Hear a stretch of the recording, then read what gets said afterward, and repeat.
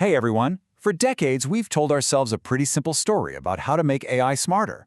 But what if that entire story is wrong?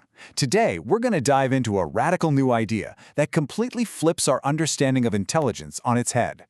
So let's just start with a really basic question. When we think about building a truly smart machine, what's the actual goal? Is it a system that makes absolutely zero mistakes? One that perfectly mirrors reality, down to the last detail? Because, for as long as this field has existed, this has been the guiding principle. The whole mission has been framed as a war against imperfection. Every mistake, every little bit of distortion, that's the enemy. We hunt it down, we eliminate it. But what if that's not really how intelligence works at all? Yeah, turns out there are some really weird things that AI developers do every day. Things that just don't make sense if perfection is the goal.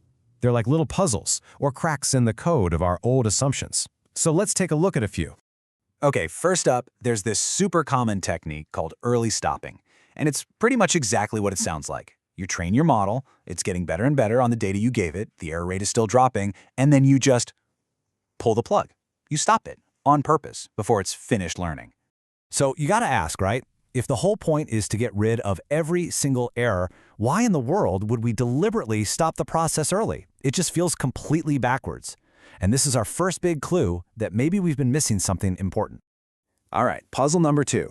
In a lot of generative AI, there's a little setting called temperature. And all it does, really, is inject a bit of controlled randomness, a type of intentional error into the AI's response.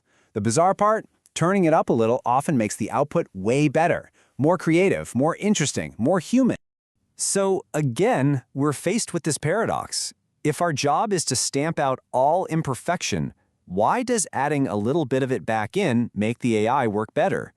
It's another one of those deep cracks in the old perfection is everything theory. And this last one, this one is my favorite. It's this phenomenon called emergent abilities. See, as models get bigger, they don't just get a little bit better at everything. Instead, at certain huge scales, whole new skills, like the ability to reason or do complex math, they just appear. They pop into existence almost out of nowhere. This isn't a slow march to perfection. It's something way weirder and more interesting. So we've got these 3 big mysteries: stopping early, adding randomness, and skills that just appear. Well, what if there's one theory, one idea that could explain all of them? That's where we get to the distortion hypothesis. This is a total paradigm shift. The old goal was always zero distortion, just get rid of it all. But the new idea is about finding optimal distortion. We used to think error was the enemy. This theory says no, the right kind of error, in the right balance, might actually be the secret ingredient. And hey, this isn't just some wild idea I'm throwing out there. The paper this is all based on says it plain as day. Distortion isn't just a problem to eliminate. It might actually be a necessary condition for the emergence of intelligence. Wow. So let's break that down. The optimal distortion hypothesis says that real intelligence doesn't live at the bottom of the graph, at that perfect zero-error point. No, it lives in a sweet spot, a specific, balanced zone of imperfection. The goal isn't to get rid of distortion. It's to find the right kind of distortion. Okay, I know, a balanced region of imperfection sounds super abstract. So, to make this feel a little less out there, let's use an analogy that I think makes this whole thing click. I want you to imagine a music producer sitting at a giant mixing board in a recording studio. That mixing board is what the theory calls a multi-dimensional distortion space. Every single slider on that board controls a different kind of distortion, a different kind of error. So you've got your sliders, right? Maybe one adjusts semantic distortion, how much the meaning of things changes. Another one controls structural distortion, how the grammar and relationships get tweaked. Now the key is, a great producer doesn't just slam all the sliders down to zero. That would be a boring, flat song. They find the perfect mix, the harmony between all those different elements.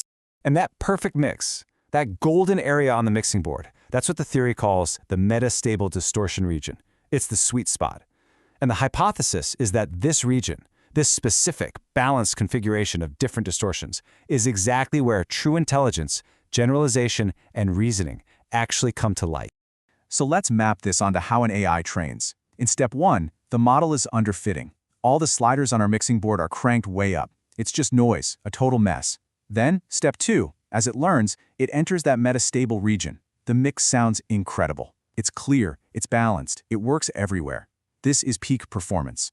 But if you let it keep training, it hits step 3, overfitting. It's memorized the data too perfectly. The sliders are all pushed too low. The mix is sterile, brittle, it sounds good on one pair of headphones but falls apart everywhere else. And bam! Suddenly, early stopping makes perfect sense. We're just trying to get off the ride at step 2, right when the mix is perfect. So if this is true, it changes everything about how we should approach building AI. This isn't just some neat academic theory. It has huge, practical implications for how we design and train the smart systems of tomorrow. The real-world takeaways here are massive. For one, our training strategies could change. We'd stop chasing an ever lower error number and instead try to find and stay inside that sweet spot. We could even design datasets specifically to guide a model into that region more efficiently. We could evaluate models not just on their accuracy, but on their distortion profile, where they are on that mixing board. We might even be able to finally predict when those amazing emergent abilities are about to show up. So, if you're going to take one thing away from all this, let it be this. The heart of intelligence might not be about making a perfect, high-fidelity copy of the world. It might be about creating a useful, compressed, and yes, a slightly distorted summary of it. True intelligence could be about knowing what information is actually okay to forget. And that just leaves us with a final question to chew on. If this idea of optimal, balanced imperfection is the secret to unlocking intelligence in machines, what does that say about our own minds, about our own creativity, and how we make sense of the world? It's something to think about. Thanks so much for joining me.